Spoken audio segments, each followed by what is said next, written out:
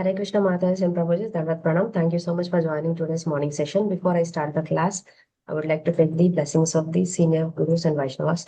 Mukam karvati vasalam pangum langayate giringyat krupa tamaham vande Sri Gurum Dinataranam Paramananda Madhavam Sri Chaitanya Ishwaram Sri Sri Sri Radha Madan Mohan ki jai, Sri Gaunitai ki jai, Sri Prabhupada ki jai, Sri Gurudev ki jai.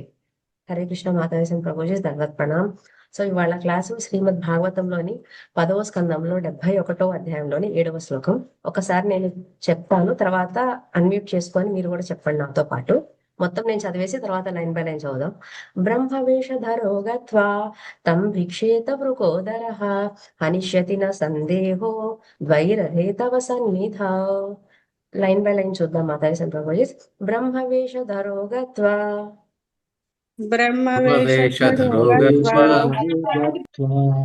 తం భిక్షేత వృకోదరః భిక్షేత వృకోదరః హనిష్యతి న సందేహో హనిష్యతి న సందేహో ద్వైరథే తవ సన్నిధౌ. ద్వైరథే తవ సన్నిధౌ. Clear గా మీకు తెలుస్తుంది చూడండి, ఇదిగోండి. దశమ స్కందము 71వ అధ్యాయము 7వ వర్స్ అని అంటాం అనమాట. సో దీని అర్థం ఏంటి అంటే, భీముడు బ్రాహ్మణ వేషములో అతని చెంతకేగి దానం అడుగవలెను. ఆ విధముగా అతడు జరాసంధునితో ద్వంద్వ యుద్ధమును పడసిన వాడై నీ సన్నిధిలో నిస్సందేహముగా వానిని వధించుము. సో దీని ముందు వెనక కూడా మొత్తం స్టోరీస్ తెలుసుకుంటే ఇవాళ క్లాస్ అర్థమవుతుంది మాతాజీస్.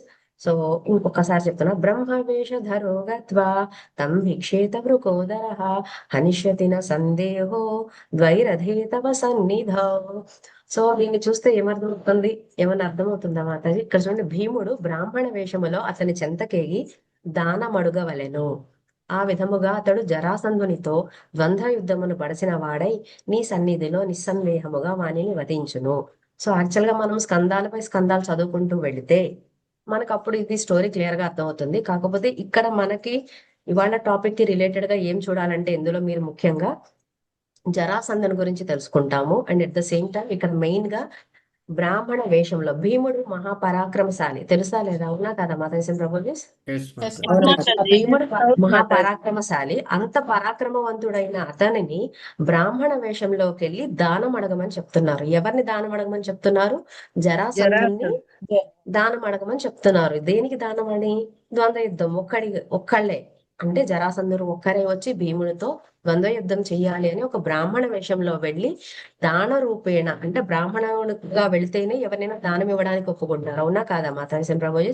పూర్వకాలంలో చూస్తే పుణ్యకార్యాలు ఎలా చేసేవాళ్ళు, మంచి బ్రాహ్మణుని పిలిచి వాళ్ళు కోరుకున్నది కనుక మనం ఇస్తే ఖచ్చితంగా మనకి మంచి కార్యాలు చేసిన వాళ్ళం అవుతాం. కాబట్టి ఇక్కడ ఏం చెప్తున్నారు, ఆ భీముడిని ఆ బ్రాహ్మణ వేషంలోకి వెళ్ళి ఏమి దానం అడగమంటున్నారు? జరాసంధునితో ద్వంద్వ యుద్ధం.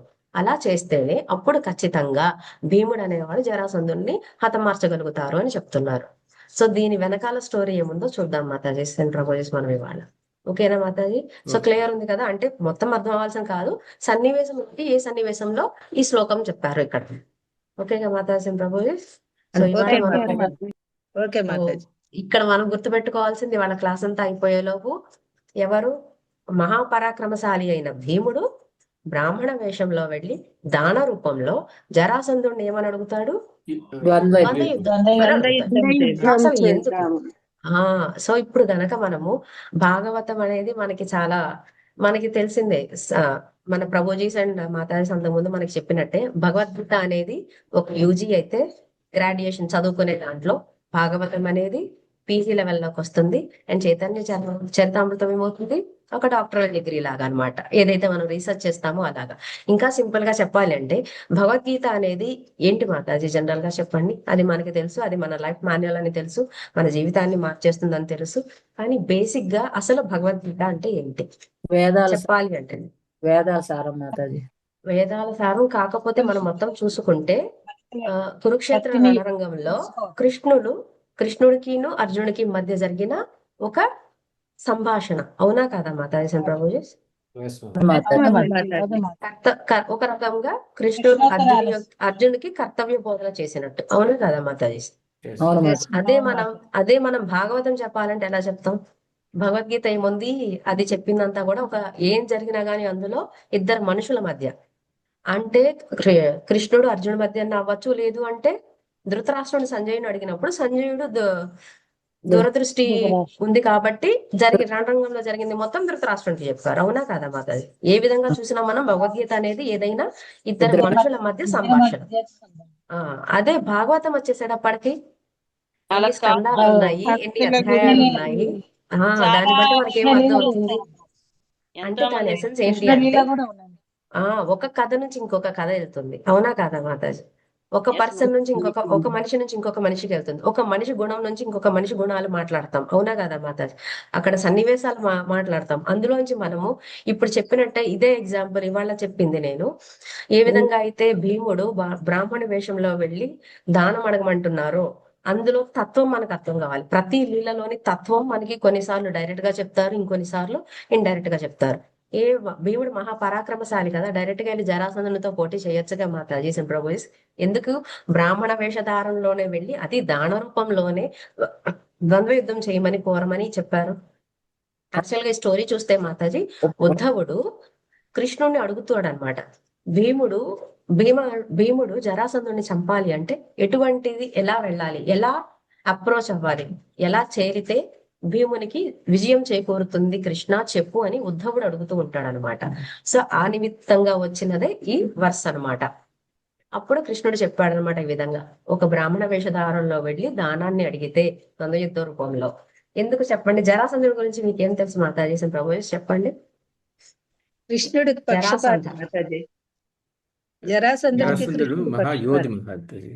మహాయోధుడు. ఇంకా రాజు కూడా రాజు రాజు. భిక్షమెత్తుకుని వెళ్ళేవాడు. అడిగితే ఐదుగురు మామూలు బలవంతుల్లో యుద్ధం జరాసంధుడు. చేయమంటే మల్ల యుద్ధం చేయమంటే చేయరు కదా మాతాజీ. అంటే ఆ డిస్క్రిమినేషన్ అనేది ఉంటుంది, రాజు అండ్ పేదవాడు అనే. పేదవాడు అనేది ఆయన్ని చూడండి. అయితే మామూలుగా మీరు యుద్ధంలో చంపలేరు అనుకుంటా మాతాజీ, ద్వంద్వ యుద్ధంలో మాత్రమే చంపగలరు. అలాగా అలాంటి సన్నివేశం రావాలి కాబట్టి ఇది ముందు జరిగింది అని కూడా అనుకోవచ్చు. లీల అర్థం చేసుకోవాలి మనం, లీల వెనకాల తత్వం కూడా అర్థం చేసుకోవాలి. ఇప్పుడు ఉద్ధవుడు కృష్ణుడిని అడగబట్టే కదా అప్పుడు భీముడు వెళ్ళి బ్రాహ్మణ వేష రూపంలో జరాసంధుడిని అడుగుతాడు అనమాట. ద్వంద్వ యుద్ధం దానం కింద ఇవ్వు నాకు అని అంటే అప్పుడు 1-to-1 పోటీకి సిద్ధపడతారు జరాసంధుడు. యాక్చువల్గా ముందు చెప్పాలి అంటే జరాసంధ పేరు కనుక మీరు గమనిస్తే, పేరు తర్వాత అర్థం తెలుసుకుందాము. జరాసంధుడు ఎవరు అంటే చాలా ఉదార స్వభావం కలిగిన వాడు, and at the same time చాలా కుతంత్రాలు నేర్చిన గొప్ప క్షత్రియ యోధుడు, క్షత్రియ రాజు. మీకు తెలుసో లేదా మాతాజీ, పురాణాలు ఇతిహాసాల ప్రకారం మధురని 17 సార్లు అటాక్ చేశాడంట. తెలుసా మాతాజీ? పురాణాల ప్రకారం. కానీ ఆ 17 సార్లు కూడా ఒకసారి ఓడిపోతానే ఇంకోసారి అటాక్ చేయడానికి చాలా ధైర్యం కావాలి, బలం చేకూర్చుకోవాలి. అవునా కదా మాతాజీ? అవును మాతాజీ. అలాంటిది ఓడిన ప్రతిసారి రెట్టింపు సేనని వేసుకొని రెట్టింపు ధైర్యంతో నిర్మమాణ అంటే కంటిన్యూస్ గా 17 సార్లు అటాక్ చేశాడు మధుర మీద. అలా 17 సార్లు జరాసంధుడు అటాక్ చేయగలిగాడు అంటే మధుర మీద ఆయన ఒక్కడిని నమ్ముకొని వస్తుందా, లేదా ఆయన వెనకాల సేనం చూసుకొని ఆయన ముందు వచ్చారా? ఆయన వెనకని సేనం చూసుకొని వస్తారు. సేన వందల కొద్ది వేల కొద్ది సైనికుల్ని పోగు చేసుకొని నిర్విరామంగా ఆయన మధుర మీద దండయాత్ర అనేది ఒక ఇప్పటికీ చావని క్షత్రియుని నైజం చూపించారు ఆయన. కానీ అలాంటప్పుడు ఎంతో ఉదార స్వభావం కూడా కలిగి ఉన్నాడు. ఆ ఉదార స్వభావాన్ని బేస్ చేసుకొని కృష్ణుడు ఉద్ధవుడికి ఏమని సలహా ఇస్తాడంటే, భీముడిని ఇలా వెళ్ళి బ్రాహ్మణ రూపంలో దానం కింద అడిగితే, సో అంతమంది సేనతో ఉన్న జరాసంధుడిని ఓడించడం కష్టం కాబట్టి ఉదార స్వభావం కలిగిన జరాసంధుడిని ఓడించాలి అంటే ఒకటే ఒకటి ఉంది. ఏంటి అది? ఆయన ఒక్కడే గనక డైరెక్ట్ గా యుద్ధం చేయగలిగితే సేన లేకుండా, అప్పుడు ఆయన ఓడిపోయే ఛాన్సెస్ ఎక్కువ ఉంటాయని కృష్ణుడికి తెలుసు కాబట్టి అలా చెప్పారనమాట. అర్థమైందా మాతాజీ ప్రభుజీ? సో జరాసంధుడికి ముందు 2 లక్షణాలు ఉంటాయి. ఒకటి వచ్చి ఆయన బేసిక్ ఉదార స్వభావం ఉంది, కానీ అలాగే ఆయన యొక్క క్షత్రియుడు ధర్మాన్ని పాటించడానికి ఆయన ఏం చేస్తాడు? కుతంత్రాలు పన్నుతూ ఉంటాడు. ఎందుకు అంటే ఒక క్షత్రియుని యొక్క నైజం గెలవడమే. సో ఎలా అయినా సరే రాజ్యాలను గెలుచుకోవాలి కాబట్టి ఆయన ఆ కుతంత్రాలన్నీ పన్ని మధురని 17 times అటాక్ చేస్తారు. ఇంకా చెప్పాలంటే జరాసంధుడి గురించి ఆ పేరులోనే ఉంది. ఆయన జననం ఎలా జరిగిందో తెలుసా మాతాజీ? జరాసంధ. అది తర్వాత మనం డిస్కస్ చేద్దాం నెక్స్ట్. సో ఇది మాత్రం ఇలా గుర్తుపెట్టుకోండి మాతాజీ ప్రభుజీ. సో ఇందులో మనము ఈ జరాసంధుడిని భీముడి గురించి మాట్లాడుకున్నప్పుడు దీనికి ఇవాళ టాపిక్ పేరు ఇంకా చెప్పలేదు కదా మాతాజీ. మైండ్ యువర్ మైండ్ అంటే ఏంటి? మన మైండ్ తెలుసు కదా, ఎన్నో రకాలుగా ఆలోచిస్తూ ఉంటుంది. సో ఇప్పుడు చెప్పిన ఎగ్జాంపుల్లో ఈ భీముడేమో మనము జీవ అనుకుందాం. జరాసంధుడిని ఎవరి కింద పోల్చొచ్చు మాతాజీ ప్రభుజీ? భగవంతునితో. మైండ్, మన మైండ్, ఈ భీముడి యొక్క మైండ్ జరాసంధుడు. అర్థమైందా మాతాజీ? భీముడేమో మనము జీవ. సో ఎవరితో పోట్లాడాలి? 1 to 1 ద్వంద్వ యుద్ధం ఎవరితో చేయాలి? మైండ్ తో. మైండ్ తో చేయాలి. సో భీముడు అనేవాడు మనమైతే జరాసంధుడు మైండ్ అవుతాడు అనమాట. సో ఆ మైండ్ తో ఎలా చెయ్యాలి, దీన్ని బట్టి మీకు ఒక చిన్న హింట్ వచ్చి ఉంటది. సో మన మైండ్ అన్ని ఆర్మీ అంటే వందల సేనలు ఉండాల్సిన అవసరం లేదు. ఏముండాలి మాతాజీ? బుద్ధి ఉండాలి. బుద్ధి బలం ఉండాలి. బుద్ధి బలం ఉండాలి. ఎలా ఉంటుంది ఆ బుద్ధి బలం? ఇంకా ఈజీగా చెప్పాలి అంటే మన మైండ్ ఎలా ఉంటది అంటే ఇప్పుడు ఏదైనా తప్పు జరిగినా లేదా ఏదైనా మనం చేయలేకపోయినా వెంటనే కారణాలు చెప్పగలుగుతుంది. చెప్తుందా లేదా మాతాజీ? 1 కాదు 10 కారణాలు తీసుకొస్తుంది. అవునా కదా మాతాజీ? కాబట్టి మన మైండ్ మనకి ఆల్రెడీ మనం 6th చాప్టర్ లో చదువుకున్నాం భగవద్గీత. మనం కనుక మైండ్ కంట్రోల్లో పెట్టుకుంటే దాన్ని మించిన స్నేహితుడు లేడు. అలాగే కంట్రోల్ వదిలేసామా, అది చెప్పినట్టు మనం విన్నామా, దానికి మించిన శత్రువు లేదు. అందుకని ఈ మైండ్ అనే దాన్ని మనం ఎప్పుడన్నా నమ్మాలా నమ్మకూడదా? నమ్మకూడదు. అసలు నమ్మకూడదు. ఎందుకంటే ఎంత నమ్మించి అంటారు కదా, మేకవన్నీ పులే అని, తేనె పూసిన కత్తి అని బెస్ట్ ఎగ్జాంపుల్ అని అంటాం కదా. సో అలాగనమాట. యాక్చువల్ గా అసలు సరే మైండ్ నమ్మద్దు అని అంటున్నాం. మైండ్ వల్ల ఇబ్బందులు మనకి బయట నుంచి వస్తాయా, అంతర్లీనంగా వస్తాయా మాతాజీ ప్రభుజీ? అంతర్లీనంగానే వస్తాయి. ఎందుకంటే బయట నుంచి అని అనుకుంటాం ఏంటి, భర్త వల్ల, భార్య వల్ల, లేదంటే ఫ్యామిలీ వల్ల, లేకపోతే సాటి భక్తుల వల్ల, లేదా భక్తులు కాని వాళ్ళ వల్ల, లేదా మన స్నేహితుల వల్ల, లేదా మన చుట్టూ జరిగే సన్నివేశాలు కావచ్చు, లేదా మన పక్కింటి వాళ్ళు కావచ్చు, ఎదురింటి వాళ్ళు కావచ్చు, పొరుగింటి వాళ్ళు కావచ్చు, వీళ్ళందరి వల్ల ఏం చేస్తుంది, ఊరికే వాళ్ళ మీద నెట్టడానికి చూపిస్తుంది. కానీ అసలు కారణం వాళ్ళు కాదు. అసలు కారణం ఎక్కడుంది? మన లోపలే ఉంది. అదేం చేస్తుంది అంటే మనల్ని ఎలా దిగజార్చాలి, లేదా ఎలా మనల్ని డిస్ట్రాయ్ చేయాలి అనేది అదే పనుల మీద ఉంటుంది. ఎందుకు అంటే చెప్పినట్టే జరాసంధుని యొక్క ఆర్మీ సేనలు ఎలా అయితే వందలకు వేలలు ఉన్నాయో మన మైండ్ లో ఆలోచనలు అంతకు మించి ఉంటాయి. అవునా కదా మాతాజీ ప్రభుజీ? సో ఈజీగా మనం తీసుకున్నాం. అదే మంచి బుద్ధి కలిగి ఉంటే ఏమవుతుంది, నరకాన్ని స్వర్గం కింద కూడా చేసుకోవచ్చు, స్వర్గం నరకం కూడా కావచ్చు. ఇంకా బాగా అర్థం కావాలంటే మనం సింపుల్ ఎగ్జాంపుల్ దుర్యోధనుడు తీసుకున్నాం మాతాజీ ప్రభుజీ. దుర్యోధను గురించి చెప్పండి. దుర్యోధనుడు పాండవులతో కంపేర్ చేసినప్పుడు మనం ఏదైతే ఈ భౌతిక ప్రపంచంలో ఎల్లవేళలా కష్టపడుతూ ఉంటామో, దేనికోసం కష్టపడుతూ ఉంటామో అవన్నీ ఆయనకి పుట్టుకతోనే ఉన్నాయా లేదా మాతాజీ? ఉన్నాయి. అదృష్టం అనే నదిలో ఆయన చక్కగా ఈత కొడుతున్నారు. అవునా? ఒక పెద్ద బంగారపు కొండ లాంటి ఐశ్వర్యం మీద కూర్చున్నారు. అవునా కదా? ఎలాంటి సింహాసనం ఆయనకు ఉంది అప్పుడు. అవునా కదా మాతాజీ? అయినా కానీ ఫైనల్ గా ఆయన ఏం జరిగారు? మంచి బట్టలు ఉన్నాయి, మంచి తిండి ఉంది, మంచి మంత్రులు ఉన్నారు, మంచి సేవకులు ఉన్నారు, డాక్టర్స్ ఉన్నారు. కానీ ఆయన దగ్గర లేనిది ఏంటిది? తృప్తి లేదు మాతాజీ. తృప్తి లేక అతృప్తి ఎందుకు లేదు? మైండ్ కంట్రోల్లో లేకపోవడం వల్ల. అవునా కదా మేడం? సో మైండ్ కంట్రోల్లో లేకపోవడం వల్ల ఆ ఆయన స్థితి ఏమైంది? స్వర్గం కాస్త నరకం అయింది. ఇంకా చెప్పాలి అంటే ఆయన ఏం చేసుకున్నారు? సుఖంగా ఉన్న జీవితాన్ని మనం ఇప్పుడు ఈజీగా చెప్పొచ్చు. మన నడక మంచిగా సాగాలి అంటే చెప్పులో రాయి ఉన్నా, షూలో రాయి ఉన్నా మంచిగా సాగుతుందా మాతాజీ ప్రభుజీ? సాగదు కదా. ఆ చెప్పులో ఉన్న రాయి ఎప్పుడు కూడా మనకి పొడుస్తూ ఉంటుంది. అప్పుడు మన నడక హాయిగా సాగదు.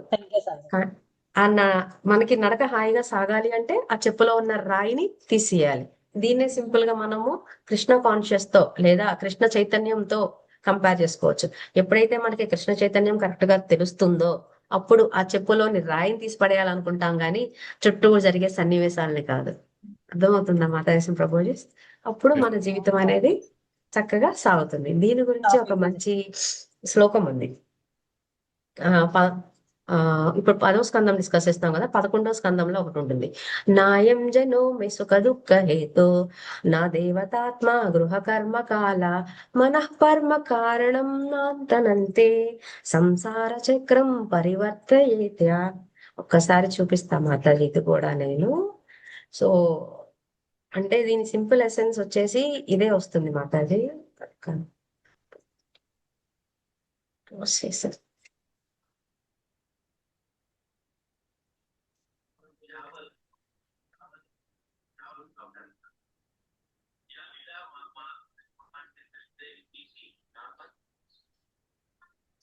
హరే కృష్ణ మాతాజీ, దండవత్ హరే ప్రణామం. కృష్ణ, హరే కృష్ణ మాతాజీ కనుక్కున్నా.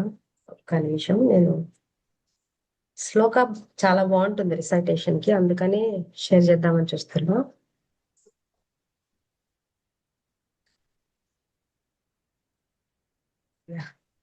కనిపిస్తుందా మాతాజీ ప్రభుజీ? చూడండి.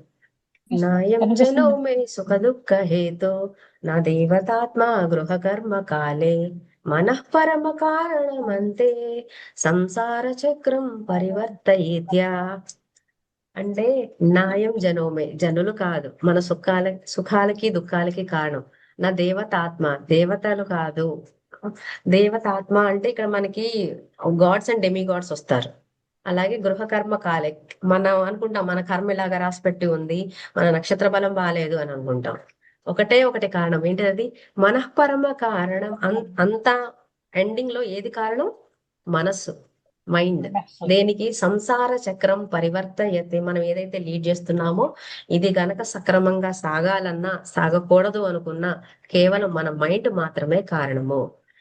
జనులు కాదు, మన సుఖానికి దుఃఖానికి.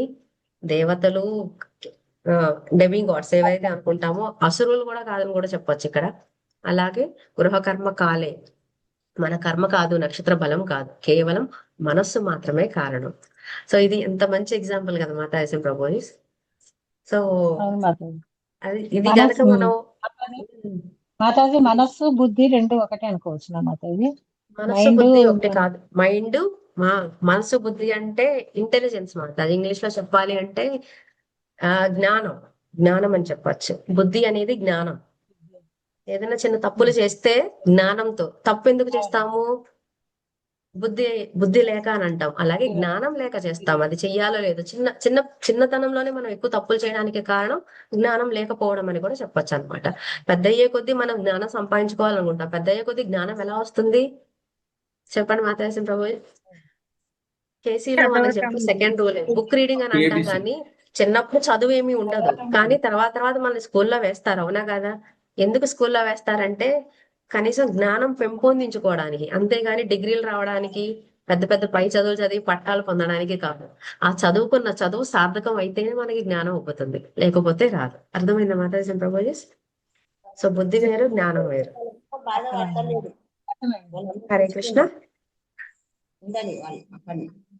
ఎస్ మ్యామ్, వినపడుతుంది. మనసు చేసే ఆలోచన బుద్ధి ద్వారా కరెక్టా కాదా అని చెప్పి మనసు తెలుసుకోవాలి. అంతే కదా మాతాజీ? అది ఎప్పుడు తెలుస్తుంది మనకి? చేసే కరెక్ట్ ఆలోచన. జ్ఞానం ఉన్నప్పుడు తెలుస్తుంది. చేసే ఆలోచన. ఆ జ్ఞానం ఏం చేయాలి? ఇవి రెండు ఇంటర్లింక్ మాతాజీ. ఆ జ్ఞానం అనేది ఈ బుద్ధిని కంట్రోల్లో పెడుతూ ఉండాలన్నమాట, మనస్సుని. మైండ్ ని కనుక కంట్రోల్లో పెట్టాలి అనేది ఎప్పుడు తెలుస్తుంది మనకి? జ్ఞానం ఉంటేనే. సో ఆ రెండు కూడా ఇంటర్లింక్డ్. ఒకదాన్ని ఏది కూడా ఇంకొకటి డామినేట్ చేయకూడదు. ఓకేనా Mataji? Clear okay Mataji? Mataji. Okay, Hare Krishna Mataji. ఇది ఒక హరే ఎగ్జాంపుల్ కృష్ణ అయితే మాతాజీ, ఇది దేంట్లో ఉన్నది? ఇది మీరు చెప్పింది ఇది శ్లోకము శ్రీమద్ భాగవతం 10.9. క్యాంటో 11వ క్యాంటో మాతాజీ. లాస్ట్ లో నేను డిస్కస్ చేస్తాను, డౌట్స్ ఏమైనా ఉంటే. So Hare class Krishna. Complete చేస్తాను. హరే కృష్ణ మాతాజీ. హరే కృష్ణ మాతాజీ. అది మనసు ఎటైతే వెళ్ళిపోతుంది కదా మాతాజీ మనం చేస్తుంటే. అందుకేగా మాతాజీ మనం చాలా సార్లు చెప్తాం, ఏమని? ధ్యానం చేసుకోమని చెప్తాము, లేదు అంటే చాంటింగ్ మంచిగా చేయండి అని చెప్తాం, అవునా కదా మాతాజీ? ఓకే, హరే కృష్ణ. మనం క్లాస్ ఏదో కంటిన్యూ చేద్దాం. ఆరోగ్యం లాస్ట్ మీద లో ఏమైనా డౌట్స్ లేకపోతే ఉంటే అప్పుడు ఇంకొక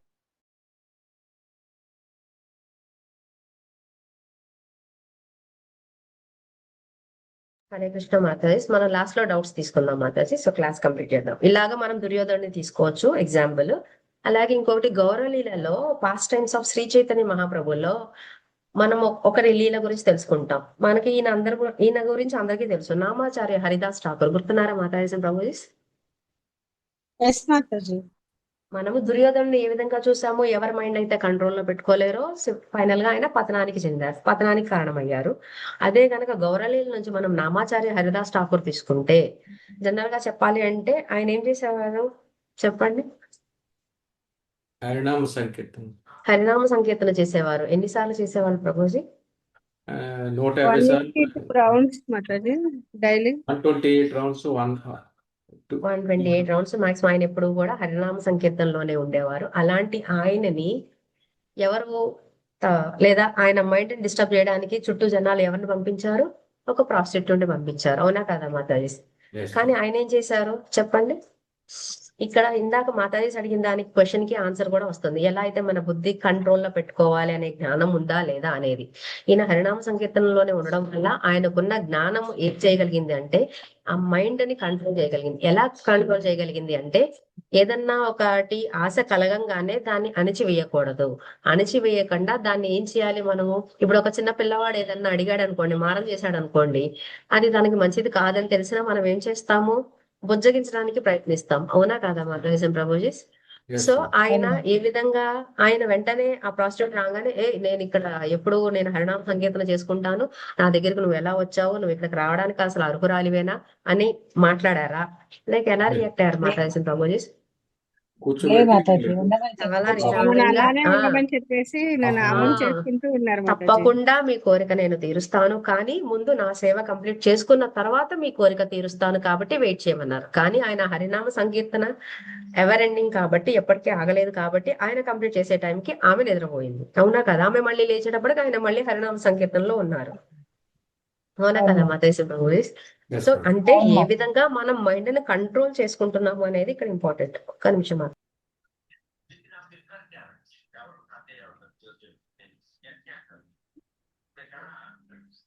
ఆ మైండ్ ని కంట్రోల్ చేసుకోగలిగారు కాబట్టి ఆయన ఏం చేయగలిగారు? మంచిగా ఆయన సాంగత్యంలో ఉన్న వాళ్ళు కూడా భక్తులు అయ్యేలాగా చేశారు. ఇంకా ఈజీగా చెప్పాలంటే ఇవాళ కలికాలంలో దీనిని ఏమని చెప్పొచ్చు? మాయాదేవి యొక్క యాక్ట్ అని చెప్పొచ్చా లేదా మాతాజీ ప్రభుజీ? సో మరి ఈ కలియుగంలో మాయాదేవి ఎక్కడుంది? మనం మైండ్ ఖచ్చితంగా కంట్రోల్ చేయాల్సిన అవసరం లేదు, కానీ ఎలా ఉంది, ఏ రూపంలో ఉంది మాయ మన చుట్టూ చెప్పగలుగుతారా? రోజు మనం దాన్ని చూస్తూనే ఉంటాం. అది లేకపోతే అసలు ఉండలేము. మన ఇంట్లో వాళ్ళన్నా వెళ్తే ఒక గంట తర్వాత లేదా 10 నిమిషాల తర్వాత వస్తారు బయటికి వెళ్తే అనేది తెలుసు, కానీ అది లేకపోతే మనం మాత్రం ఉండం. మీరు నమ్మరు మాతాజీ ప్రభుజీ, రోజు ప్రతి సెకండ్ మనం మాయతో బతుకుతున్నాం. ఏంటిది అది? బెస్ట్ ఎగ్జాంపుల్ చెప్పగలుగుతారా మాతాజీ? బయట ప్రపంచం మాతాజీ, చుట్టూ ఉన్న జనాలు. Smart phone Mataji. Phone smart phone చాలు మాతాజీ, మనకి అంతకంటే పెద్ద మాయ ఉందా చెప్పండి? కేవలం అది మన వంటింట్లోంచి, బెడ్రూమ్ లోంచి, ఆఖరికి బాత్రూమ్ లో కూడా వెళ్తుంది. ఒప్పుకుంటారా లేదా మాతాజీ ప్రభుజీ? ఎస్ మాతాజీ. ఆ మాయ అసలు అంటే ఎన్ని రకాలుగా ఆర్మీ, బయట వాళ్ళు ఏం చేయవసరంలా, మనం ఏమి పిచ్చి ఆలోచనలు చేయవసరంలా. మన చేతిలో ఉన్న ఫోన్ ఒకటి చాలు, అది మనతో పరిపరి విధాలు ఆలోచించేలాగా మన మైండ్ ని అది కంట్రోల్ చేయగలం. సో ఓవరాల్ గా మన జ్ఞానానికి ఇవ్వకుండా ఆ కంట్రోల్ బటన్ అనేది దేనికి ఇస్తున్నాము? మాయాదేవి చేతిలో తీసుకెళ్లి పెడుతున్నాం. అవునా కదా మాతాజీ? సో పెద్ద మాయ మన చేతుల్లో పట్టుకొని రోజు తిరుగుతున్నాం. ఈ విధంగా మనం చూడ అంటే మనం చేసే సాంగత్యం దేంతో ఉంటుంది అనే దానికి ఇది చిన్న ఎగ్జాంపుల్ మాతాజీ ప్రభుజీ, అంతే, ఇంకేం లేదు. ఇంకొక ఎగ్జాంపుల్ తీసుకోవచ్చు మనం. అజామిల గుర్తుందా లేదా మాతాజీ ప్రభుజీ? అజామిల స్టోరీ. యాక్చువల్ గా ఆయన చిన్నప్పటి నుంచి మంచి బ్రాహ్మణ కుటుంబంలో పుట్టిన ఆయన. అవునా కదా మాతాజీ ప్రభుజీ? చిన్నప్పటి నుంచి ఆయన శాస్త్రాలు చదివిన ఆయన. మరి ఆయనకి జ్ఞానం లేదా? మరి ఇప్పుడైతే చెప్పా, కొన్ని నామాచార్య హరిదాస్ ఠాకూర్ అంటే కృష్ణ చైతన్యంలో ఉన్నారు, హరినామ సంకీర్తనం చేస్తున్నారు కాబట్టి ఆయనకి జ్ఞానం ఉంది కాబట్టి వచ్చిన మాయని ఎదుర్కోగలిగారు. మరి చిన్నప్పటి నుంచి అజామిలా అనేవారు చిన్నప్పటి నుంచి శాస్త్ర అధ్యయనం చేసే కదా పెరిగారు. మరి ఆయన ఎందుకు డిస్టర్బ్ అయ్యారు చెప్పండి? మైండ్ కంట్రోల్ మైండ్ కంట్రోల్ లో పెట్టుకోలేకపోయారు. అంటే ఎంత చదివాము అనేది కాదు, ఆ చదివిన ద్వారా ఎంత జ్ఞానాన్ని ఆర్జించాము అనేది ఉంటుంది. అజామిల్లా చేసిన తప్పిదనం ఒకటే, ఆయన అలాగా పెరుగుతూ ఉన్నప్పుడు ఎప్పుడో అలాగా డీప్ ఫారెస్ట్ లోకి, అరణ్యంలోకి ఎప్పుడైతే వెళ్తారో, ఆయన ఎక్కడో చూసారా చెప్పండి? ఆయన ఇంటి పక్కన చూసారా? లేదా ఏదైనా బుక్ లో చూసారా? ఏదైనా స్మార్ట్ ఫోన్ లో చూసారా అజామిల్లా గారు? లేదు కదా. ఆయన అడవికి వెళ్ళారు. అంత శాస్త్రాధ్యయనం చేసిన ఆయన పోనీ అడవికి వెళ్ళారు అనుకుందాం. పోనీ ధ్యానమో మెడిటేషన్ చేసుకోవాలి కానీ చూడకూడని ఒక సన్నివేశం చూడడం వల్ల అది ఆయన మీద కలిగిన ఇంపాక్ట్ వల్ల ఆయన ఎలా మారిపోయారు? జీవితమే దుర్లభం అయ్యేంతలాగా చేసుకున్నారు. అవునా కదా మాతాజీ?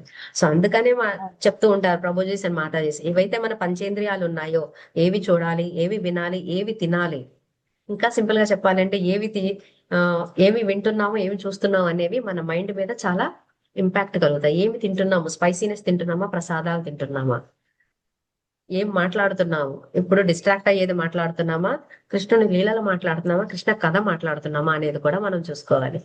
అవునా కదా మాతాజీ ప్రభుజీస్? సో ఈ రెండు కనుక మనం వీళ్ళిద్దరు ఎగ్జాంపుల్స్ తీసుకుంటే, నామాదాస హరిదాస్ ఠాకూర్ గారు, అజామిలా గారు. నామాచార్య హరిదాస్ ఠాకూర్ ఏం చేశారు? ఆయన దగ్గరికి సన్నివేశం వచ్చింది. అవునా కదా? అంటే ఏంటి? ప్రాస్టిట్యూట్ అనే ఆమె ఆయన్నే అప్రోచ్ అయింది. అదే అజామిలా గురించి తీసుకుందాం, ఆయన ఎక్కడైతే ఆ సన్నివేశం జరుగుతుందో అక్కడికి వెళ్ళారు. అర్థమవుతుందా మాతాజీ? అంటే మైండ్ బట్టి, మన మైండ్ ఎగ్జాంపుల్ తీసుకుంటే ఒకరి దగ్గర ఏం జరిగింది, ఆ సన్నివేశం ఆయన దగ్గరకు వచ్చింది. అజామిరుడు ఆ సన్నివేశం దగ్గరకు వెళ్ళారు. అవునా కదా? సో మనమే గనక వెళ్ళాము అంటే కంట్రోల్ చేసుకోవడం చాలా కష్టం అవుతుంది. అదే మన దగ్గరకు వచ్చింది అంటే ఖచ్చితంగా కంట్రోల్ చేసుకోగలుగుతామని కూడా అర్థం చేసుకోవచ్చు. క్లియర్ ఉందా మాతాజీ ప్రభుజీస్? ఎస్ మాతాజీ. సో అందుకని ఏం చెప్పారు అంటే, భీముణ్ణి ఒక బ్రాహ్మణ వేషధారిలో గనక వెళ్ళి జరాసంధుణ్ణి అడిగితే ఖచ్చితంగా ఈ మైండ్ సేమ్ ఇలాగే ఆ 1000 ఆలోచనలో ఉన్న జరాసంధుణ్ణి వెళ్ళి మనము పోట్లాడి గెలవలేము కాబట్టి 1 to 1. కాబట్టి ఏదైనా సరే మనం ఈ మైండ్ ని కనుక కంట్రోల్ చేయాలి అంటే దాంతో ఫైట్ చేయడం వల్ల అదే అది చూడమాకు, అది వద్దు, అది తీసుకోమాకు అని ఎప్పుడు అనకూడదు. ఏమని చేయాలి? సింపుల్ గా యాక్సెప్ట్ చేయాలి. యాక్సెప్ట్ చేస్తూనే దాన్ని ఏం చేయాలి? క్లియర్ గా సరే అమ్మా అని మన మనస్సుని మనం బుజ్జగించుకోవాలి, చాలా అర్థించుకోవాలి. భీముడు ఎలా అయితే జరాసంధుడిని వెళ్ళి అర్థించుకున్నాడో మనము మన మనసుని అర్థించుకోవాలి. అర్థమవుతుందా మాతాజీ ప్రభుజీ? రఘునాథ దాస గోస్వామి ఒక మంచి శ్లోక రాశారు దీని గురించి. ఆయన ఈ నానా రకాలుగా ఆలోచించే మనసుని అర్థించారు. ఎలా అర్థించారు అంటే సరెండర్ అవడం అనమాట. మన మనసుని అర్థించి ఎలా అయితే మనం కృష్ణుడికి పాదాల మీద సరెండర్ చేస్తామో, ఆయనకి ఎందుకు సరెండర్ చేస్తాము? సేవ గురించి సరెండర్ చేస్తాం. మనం ఈ మనసును ఎలా చేయాలి? దేనికి సరెండర్ అవ్వమని మనం అర్థించాలి అంటే కృష్ణుని యొక్క సేవ చేయమని మన మనసుని మనం అర్థించాలి. అప్పుడే అది కొంచెం కంట్రోల్లోకి రాగలుగుతుంది. క్లియర్ ఉందా మాతాజీ? ఏమైనా డౌట్ ఉందా? ఎందుకు అంటే ఈ మైండ్ అనేది ఇంకా చాలా చిన్న ఎగ్జాంపుల్ తీసుకోవాలంటే, ఇప్పుడు ఒక వేటగాడు ఉన్నాడు, అడవికి వెళ్ళాడు. అడవికి వెళ్ళి ఒక జంతువుని చంపడానికి కాదు, దానితో తన నిత్య జీవనం కొనసాగించుకోవడానికి లేదా దాంతో ఎక్సర్సైజ్లు చేయించుకోవడానికి దాన్ని మచ్చిగా చేసుకొని తన పోషణ కోసం తెచ్చుకున్నాడు. అలా తెచ్చుకున్న జంతువు మీద ఈ వేటగాడు ఎలా చూపిస్తాడు చెప్పండి? చాలా కేర్ఫుల్ గా ఉంటాడా లేదా? ఎందుకంటే ఇంకా అలవాటు కాల. ఒక పెంపుడు జంతువుకిను అప్పుడే తెచ్చుకున్న జంతువుకిను చాలా తేడా ఉంటుందా లేదా మాతాజీ? మాతాజీ ప్రభుజీ, అప్పుడే కొత్తగా వచ్చింది అనుకోండి, అది వినదు, భయపడిపోయి పారిపోవడమో లేకపోతే వెళ్ళిపోవడమో చేస్తుంది. అవునా కదా? అదే అటెంటివ్ గా ఉండి దానికి గనక ఇక్కడ ఏమీ జరగదు, నువ్వు సేఫ్ గా ఉంటావు, కేవలం నిన్ను నా పోషణ కోసం తెచ్చుకున్నాను, లేదు అంటే నేను నిన్ను పెంచుకుందామని తెచ్చుకున్నాం అనే భరోసా ఎప్పుడు కలిగిస్తాం దానికి? మనము దానితో మంచిగా ఉంటూ దానికి భయభ్రాంతులు కలగకుండా మంచిగా చూసుకుంటాం అంటే సింపుల్ గా బుజ్జగించడం. అవునా కదా? ఎక్కువ ప్రేమను చూపించడం, ఎక్కువ అటెన్షన్ చూపించడం. అవునా కదా మాతాజీ ప్రభుజీ? సో సిమిలర్ గా ఇక్కడ ఆ వేటగాడు ఎవరో కాదు, మనము జీవ. ఆ పట్టుబడిన యానిమల్ ఎవరో కాదు, మన మైండ్. సో దాన్ని ఎప్పుడు కూడా మనము దాని గురించి అటెంటివ్ గా ఉంటూ ఉండాలి. అంటే దాన్ని ఎలా ఆక్యుపై చేయాలంటే దాన్ని బిజీ పెట్టేయాలన్నమాట. ఎలా బిజీ పెట్టేయాలంటే ఇప్పటి నుంచి ఇప్పటి వరకు సింపుల్ ఎగ్జాంపుల్, ఇన్ని గంటలు మనం చాంటింగ్ చేసుకుందాం, ఇన్ని గంటలు మనం బుక్ రీడింగ్ చేసుకుందాం, ఇన్ని గంటలు సేవకి వెళ్దాం, లేదు అంటే కృష్ణ కథ విందాం, కృష్ణ లీల విందాము, లేదా కృష్ణ కీర్తన చేద్దాము. అలా అని వెంటనే పెట్టకుండా గ్యాప్స్ లో పెట్టి అప్పుడు అనొచ్చు, ఎప్పుడు ఎల్లవేళలా పాటలే పాడతావా, ఎల్లవేళలా బుక్ రీడింగే చేస్తావా అని అది రివర్స్ క్వశ్చన్ వేస్తే మధ్యలో మన కర్మ అనేది ఏంటైతే మనకి ఏవైతే భౌతిక కర్మలు ఉన్నాయో, ఈ శరీరం తీసుకున్నాం కాబట్టి ఆ భౌతిక కర్మలు చేస్తూ కూడా బిజీనెస్ ప్యాక్ చేసుకున్నాం అనుకోండి, ఆ డే అంతా మనకి ఫిక్స్ అయిపోతుంది. అవునా కాదా? అప్పుడు మనకి గాసిప్స్ వినడానికి కానీ లేదా వేరే వేరే పిచ్చివి వినడానికి కానీ ఆస్కారం ఉంటుందా మాతాజీ? సో దట్ మన మైండ్ మొత్తం అంతా కూడా కంట్రోల్లో ఉంటుంది. అవునా కాదా మాతాజీ? ఇంకా ఈజీగా Yes. చెప్పాలంటే ఏవైనా ఒక 2 కుక్కలు ఉన్నాయి అనుకుందాము. ఏదైతే కుక్క ఎక్కువ తినింది మొరుగుతుందా, తక్కువ తినింది మొరుగుతుందా? తక్కువ తినండి. తక్కువ ఎక్కువ తినిన తక్కువ దానికి తినండి. ఓపిక ఉండదుగా మాతాజీ, అసలు ఓపిక ఉండదుగా అరవడానికి. సో అంటే సింపుల్ గా ఇప్పుడు ఆ, ఈ కలియుగం ఎలా ఉంటుంది అంటే మనకి యుగాల పరంగా చూస్తే మంచి చెడు అనేవి డిఫరెంట్ డిఫరెంట్ గానే ఉన్నాయి. కానీ ఈ కలియుగంలో మంచి చెడు అనేవి కూడా ఒకే జీవుల్లో ఉన్నాయి. అవునా కాదా మాతాజీ ప్రభుజీ? Yes. సో అవును మాతాజీ. ఆ రకంగా మనలో ఉండే మంచిని మనం పోషిస్తున్నామా లేక చెడుని పోషిస్తున్నామా అనేది కూడా చూసుకోవాలి. మంచిని పోషిస్తూ ఉంటే మంచి పెరుగుతుంది, చెడుని పోషిస్తూ ఉంటే చెడు పెరుగుతుంది. ఎందుకు మనం జరాసంధుడు ఎగ్జాంపులే తీసుకున్నామంటే జరాసంధ ఆ పేరులోనే ఉంది. జర అంటే జీవ అని అర్థం వస్తుంది, సంధ అంటే కలపడం అన్నమాట. జరాసంధుడు జననం ఎలా జరిగింది అంటే ఒక రాజుకి 2 భార్యలకి రెండు రెండు ముక్కల కింద జననం జరుగుతుందన్నమాట, కుమారుల జననం. ఆ ఇద్దరు కూడా మానవ రూపంలో లాగా ఉండరు అనమాట, ఏవో 2 క్యారెక్టర్స్ లాగా పుడతారు. దాంతో ఆ రాజు ఏమని చెప్తాడంటే వాళ్ళని తీసుకెళ్లి అరణ్యంలో వదిలేయమని అంటారు. అప్పుడు ఒక రాక్షసి వచ్చి ఏం చేస్తుందంటే ఆ రెండింటినీ కూడా, ఆ 2 జీవాలని కూడా కలిపి ఒక జీవుని కింద చేస్తుంది. అందుకనే జీవ ఒక జర అనే రాక్షసి కలిపడం వల్ల పుట్టాడు కాబట్టి జర సంధ అయ్యాడు. సంధ అంటే కలపడం అనమాట. ఆ జర అనేది అంటే ఇప్పుడు ఆ జరలో ఆ జీవాలో 2 క్వాలిటీస్ ఉన్నాయి, ఒకటి మంచి ఒకటి చెడు. అందుకనే మనము జరాసంధుడు ఎగ్జాంపుల్ తీసుకున్నాం. అర్థమైందా మాతాజీ ప్రభుజీ? సో అలాగే ఏ విధంగా మనలో చెడు మంచి 2 ఉంటాయో దేనికి పోషణ ఇస్తున్నాం అనేది క్లియర్ గా మనము మన బుర్రలో పెట్టుకోవాలి. అంటే మన జ్ఞానంతో ఉంటూ మన బుద్ధిని కనుక కంట్రోల్ చేసుకోగలిగితే ఖచ్చితంగా. ఇంకా మన ఈ మైండ్ ఎలా ఉంటుంది అంటే గాలిలో దీపం పెడితే ఎలా ఉంటుంది మాతాజీ ప్రభుజీ? ఆ తెలుసు. గాలికి ఆ వెలుగు రెపరెపలాడుతూ అటు ఇటు ఊగుతుందా లేదా? రెపరెపలాడుతూ ఉంటుంది. రెపరెపలాడుతూ ఉంటుంది. అదే కనుక మన చేతులు అడ్డు పెట్టామనుకోండి, ఎల్లవేళలా మన చేతులు కూడా పెట్టలేము. అదే కనుక ఆ దీపానికి ఒక గ్లాసు పెట్టామనుకోండి, ఖచ్చితంగా నిరంతరాయంగా వెలుగుతుందా లేదా? సో అలాగే ఈ మైండ్ కూడా జాగ్రత్తగా గోడ కట్టేయాలన్నమాట చుట్టూ. ఆ గోడ ఎలా ఉండాలి అంటే వేరే డిస్ట్రాక్షన్స్ ఏవి కూడా వచ్చి మన చేతన్ని డిస్టర్బ్ చేయకూడదు. అర్థమవుతుందా మాతాజీ? సో అందుకని మనం ఎలా తయారవ్వాలంటే భీముడి కింద తయారయ్యి బ్రాహ్మణు కింద జరాసంధుడు ఎవరు? మన మైండ్ ని వేడుకోవాలి. దయచేసి నీది మైండ్ ఏదైతే నీ యాక్టివిటీ ఉందో అది మొత్తం అంతా కూడా కృష్ణ సేవలో నియమించడానికి నాకు సహాయం చెయ్యి అని చెప్పి కృష్ణ సేవ చెయ్యి, కృష్ణ కథ వినడానికి నాకు తోడ్పడు అని చెప్పి మనం అనుకోవాలి. అసలు ఇంకా సింపుల్ ఎగ్జాంపుల్ చెప్పాలంటే శ్రీల ప్రభుపాద్ గారి గురుదేవులైన భక్తి సిద్ధాంత సరస్వతి ఠాకూర్ గారి గురించి తెలుసా? ఆయన ఇప్పుడు ఏమన్నా అంటారంటే ఈ మైండ్ ఎంత చెడుది అంటే రోజు పొద్దున్న లేచేటప్పుడు పడుకునే ముందు దాన్ని చీపురు తీసుకొని పట్టి పట్టి పట్టి కొట్టాలి. ఏమని? విను విను ఎందుకంటే ముందు బతిమలాడతాము, బతిలాడిన తర్వాత అది వినకపోతే ఏం చేయాలి చెప్పండి? చిన్నపిల్లాడు 2-3 ఏళ్ల వరకు ఉన్నప్పుడు వాడికి వద్దు అని మనం మాటలతో చెప్తాం, కానీ 4-5-6-7 ఏళ్ళు వచ్చిన తర్వాత మీరు ఇంకా మాటలతోనే చెప్తారా మాతాజీ ప్రభుజీ? ఒక దెబ్బ వేసి చెప్తాం. ఒక దెబ్బ ఖచ్చితంగా వేసి దెబ్బ చెప్తాం. వేస్తారా లేదా? సో సేమ్ అలాగే అలా అని ముందే దెబ్బతో వేస్తే వింటారా మాతాజీ ప్రభుజీ? ఆ పిల్లవాడు కానీ వినరు పిల్ల మాతాజీ. కానీ వింటారా? అందుకని ఫస్ట్ వినరు ఏమని మాతాజీ. చెప్తున్నారు అంటే మన ఈ Serious. మైండ్ ని బతిమలాడుకోవాలి. ఏమని బ్రతిమలాడుకోవాలి? కృష్ణ సేవలో నియమితం కావడానికి నాకు సహాయం చెయ్యి అని. వింటే మంచిది, వినలేదా దాన్ని కొట్టో తిట్టో నయానో భయానో, ఇష్టం లేకపోయినా ఇష్టంతో. అందుకే ముందేం చెప్తారు మనకి? ముందు 1 మాల జపం చెయ్యండి అని అంటారు, తర్వాత 2 మాల జపం చేయండి అంటారు. ఆ తర్వాత మనం ఇప్పుడు కూడా చెప్తూ ఉంటాం, ఎప్పుడు ఉండే కంప్లైంట్, మనం ఏదైతే కమిట్మెంట్ ఇస్తామో మన ప్రభుజీస్కి లేదా మాతాజీస్కి, ఈ రోజుకి నేను 16 రౌండ్లు చేస్తా లేదా 15 రౌండ్లు చేస్తా అని, ప్రతి ఒక్క రౌండ్ మనము పూర్తి స్పృహతో చేస్తున్నామా మాతాజీ ప్రభుజీ? మైండ్ కంట్రోల్లో పెట్టుకొని చేయగలుగుతున్నామా? లేదు లేదు మాతాజీ. మాతాజీ. రాను లేదు రాను మాతాజీ. రాను రాను మనము చిన్నగా అప్పుడు కంట్రోల్లోకి వస్తుంది. అదే అన్నమాట కొట్టడం అంటే. నిజంగా బెత్తం తీసుకొని కొట్టడం కాదు, సాధనలో మన టైము పెంచుకోవడం అనమాట. ఇంకా సింపుల్ ఎగ్జాంపుల్ మనకి చెప్పాలంటే ఇప్పుడు మీరు ఒక కార్ డ్రైవ్ చేస్తున్నారు అనుకుందాం. మీ పక్క సీట్ లో ఒక చిన్న పిల్లవాడు కూర్చున్నాడు. దారిలో వెళ్తున్నాయన్నీ తను చూస్తున్నాయన్నీ చెప్తున్నాడు. అదిగో ఐస్ క్రీమ్ షాపు, అదిగో బొమ్మల షాపు, నాకు ఆ బొమ్మ కావాలి, నాకు ఐస్ క్రీమ్ కావాలి, లేదా నాకు ఆ చాక్లెట్ కావాలి, లేదా బెలూన్లు అమ్మేవాడిని చూడొచ్చు, ఆ బెలూన్ కావాలి అని.